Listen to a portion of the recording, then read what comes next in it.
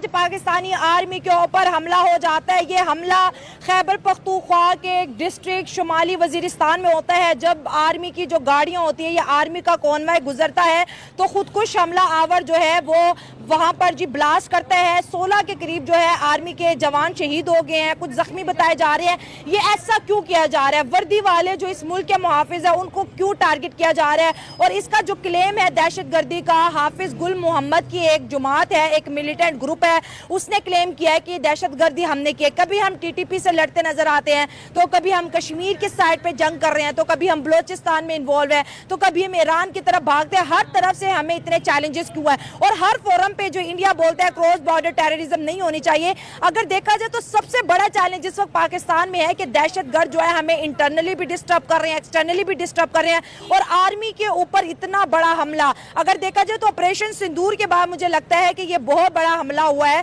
पाक आर्मी के ऊपर। दहशतगर्दों का क्या एम है? वो पाकिस्तान को इकोनॉमिकली आइसोलेट करना चाहते हैं। और इन लोगों को फंडिंग कौन करता है और ये लोग रहते कहाँ हैं और इनको ये इंफॉर्मेशन कहाँ से डिलीवर होती है?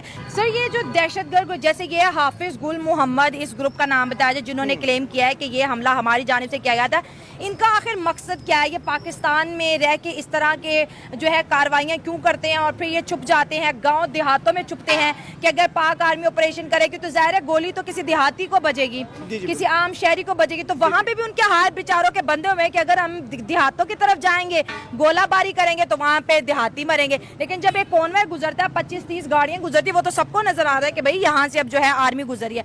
तो दहशतगर्दों को निशाना बनाना तो बहुत ईजी हो जाता है, लेकिन फिर अगर रिवर्स ऑपरेशन आर्मी करेगी तो वो इम्पॉसिबल हो जाता है, क्योंकि देहातों का रुख वो नहीं कर सकते ना, वो एक आम शहरी को नहीं टारगेट कर सकते। देखिए, जब भी ऐसी चीज़ हो तो आर्मी को ऑब्वियसली अटैक करना चाहिए, इन चीज़ों को ख़त्म करना चाहिए।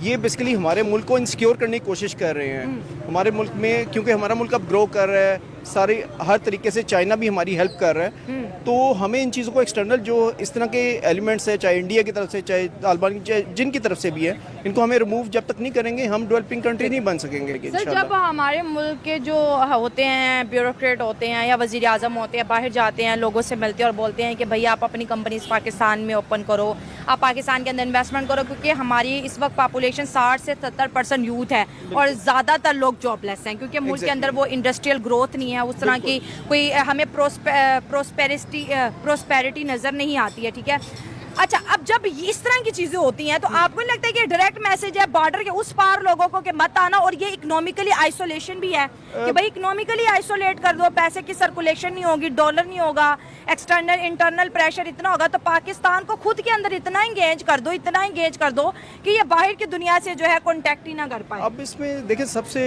पहले चीज़ है हमारा ग्वादर जो बन रहा है वो बेसिकली एक्सटर्नल दुनिया के लिए, जैसे दुबई या और दूसरे कंट्रीज़ के लिए एक अलार्मिंग सिचुएशन है, क्योंकि सारी दुनिया पाकिस्तान की तरफ मूव कर रही है, पैसा मूव कर रही है। तो उस वजह से ये हालात पैदा करते हैं ताकि यहाँ पे इंटरनल इनकी जो है वो इकोनॉमिक वो स्ट्रॉन्ग ना हो सके और ताकि बाहर के लोग भी इस पर ट्रस्ट ना कर सके। आपके ख्याल से गवर्नमेंट का क्या काम है, मेरा, आपका, हम सब पब्लिक का क्या काम है जो हमें पाकिस्तान की बेहतरी के लिए करना चाहिए? थोड़ा सा हमारा तो काम ये है कि हम एक हो जाएं, बस यूनिटी, पहली बात पूरी वहाँ पाकिस्तान के एक हो जाएं। ये चीज जब हम एक हो जाएंगे, ये गरीब लोग सब जहाँ ये मारे हमें, हम सब मरने के लिए तैयार हो जाएं। ये ईरान की आपने देखा ना, बताएं जरा ईरान को बजाय ये बांग्लादेश देखा हमने, क्या देखा? बांग्लादेश के स्टूडेंट एक हुए ना, तो वहाँ पे देखे ना, फिर वहाँ एक हो गई, इनकलाब आ गया, इनकलाब आ गया।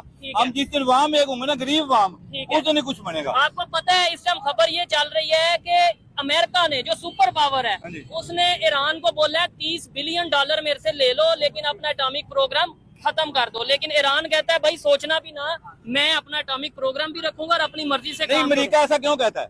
उनको सुपर पावर नहीं, अपने सुपर पावर क्यों कहता है? हर बंदे को अपना दफा का हक है। जी बिल्कुल, आपको भी अपने दफा का हक। घर में चोर आए, आपके पास कुछ हो ही ना, ठीक है, कोई वेपन ये हर क़ौम मुत्तहिदा का चार्ट है। पहले मैं तो उम्मत मुसलमान को कहूंगा कि क़ौम मुत्तहिदा को छोड़ ही दे। अच्छा, बिल्कुल छोड़, मुकम्मल छोड़ दे, अपनी बनाए। नहीं, वो बनाई तो हुई है ओआईसी में कुछ नहीं कर रहे ना, हम उसको मुकम्मल छोड़े ना। ठीक है, क़ौम मुत्तहिदा की जो रुकनी हम खत्म कर दें। ठीक है, उसने मैं आजकल क्या दिया, जहाँ पे मुसलमान मर जाए, करोड़ों मर जाए, उनके कान पे जूं भी नहीं दिखती। यहाँ पे कुछ चंद गैर मुसलमान मर जाए, यहूदी मर जाए, पूरी जो यहूदी पार्टी एक हो जाती है। अब ये इन्होंने ईरान को फायदा नहीं दिया, इन्होंने इसराइल को बचाया है। अच्छा, यानी ईरान ने नहीं तो तबाह कर देना। तबाह करना था, अल्लाह के फजल से करना था, अब उनको नजर आ रहा था। ठीक है, फलस्तीन के लिए क्यों नहीं बोल रही है? कितने महीने हो गए आप इसी साल हो गए, हाँ। 2-2.5 साल। कितने, कौन बोला? अमेरिका बोला, हाँ, रूस बोला है, ठीक है। कौन बोला है बताओ? नहीं तो ये आम पब्लिक को क्यों नहीं बात समझ आती कि अगर ईरान के लोग और उनकी गवर्नमेंट एक थी ना, यूनाइटेड थी, बिल्कुल। सुपर पावर का अटामिक प्रोग्राम भी नहीं स्पेशल नहीं, उन्होंने बोला ना कि होता है मैंने वो जैसे सबसे पहले आपको बताया ना कि हम एक हो जाए तो एक दिन में काम हो सकता है। ठीक है। लेकिन ये होता है कि मैं अभी यहाँ बोलूंगा, हाँ। मुझे कुछ ठाणे आ जाएगा, कोई भी मेरे नहीं, साथ नहीं क्यों होगा। आप अच्छी बात करेंगे क्यों अच्छी उठाने बात करूंगा तभी तो ठाणे आएंगे। अच्छा। हाँ, बुरी बात करूंगा फिर तो कोई नहीं। अभी मैं सच बोल रहा हूँ, आधे घंटे के बाद मेरा अशर देख लेना, मुझे नहीं बल्कि मेरे ऐसा बच्चों का देख लेना। नहीं, ठीक है। मेरे बच्चों का अशर देखना, खाली मुझे नहीं। हाँ। क्या ये सही कह रहे हैं भाई? बिल्कुल ठीक कह रहे हैं। आपने डी चौक में देखा था कि कितना पठान मर गए थे, अच्छा, कितना लोग शहीद हो गए थे। नहीं उसमें ठीक है। अगले बंदे की भी बात सुने ना, वो कहते हैं जब आप इंतजार करोगे अगर इंतजार के जो एहतजाज है, हमारा जो कानून है, कानून है, ये उसके मुताबिक इसके ये क्या है? ठीक है। हमने क्या किया था कि इसने हमारे ऊपर गोली चलाई थी। अच्छा। पहले इसने बताया था कि भाई हम आपके साथ है, ठीक है। हम आपके साथ है। फिर बाद में रात में इसने लाइट ऑफ करिए, फिर हमारे ऊपर गोली चलाई। ये क्या है ना? ठीक है, क्यों हो गए? नहीं यार, ऐसे हुआ था जो मेरे पास है। हमें इनसिक्योरिटी है इंडिया से, हमें इनसिक्योरिटी है अफगानिस्तान से। भाई टीटीपी का मुद्दा से आप देखिए 17 लाख अफगानियों को हमने इस टीटीपी की वजह से बाहर निकाला कि भाई हमारे सिक्योरिटी को थ्रेट है, क्योंकि आप उनको क्लेम नहीं करते हो, ठीक है। फिर इंडिया से हमें मसला रहता है कि भाई बलूचिस्तान में BLA को कौन फंडिंग कर रहा है, ऐसे ही है ना? ऐसे ही है। इंडिया हर टाइम हमारे साथ कोई ना कोई ऐसे पंगे करता ठीक रहता है। है। इंडिया में कश्मीर में कुछ हो जाए वो सीधा पाकिस्तान, बिल्कुल, पाकिस्तान को तो सर ये सब मसलों का वो इंडिया का हर जगह कहना ये कि भाई क्रॉस बॉर्डर टेररिज्म नहीं चलेगा, टेररिज्म नहीं चलेगा, पाकिस्तान बोल रहा टेररिज्म नहीं चलेगा, अफगानिस्तान बोलता है मैं तो इतना इनोसेंट हूँ, मुझे तो कुछ पता ही नहीं है ना, मैं तो खुद अपने मसलों में हूँ। तो जब ये हर जगह दहशतगर्दी है तो ये कंट्रीज मिलके बात करके इन चीजों को सॉर्ट आउट क्यों नहीं इनको करती? बिल्कुल सॉर्ट आउट करना चाहिए, बल्कि एक यूनियन ऐसी बननी चाहिए जो ये सारे मसले हल करे।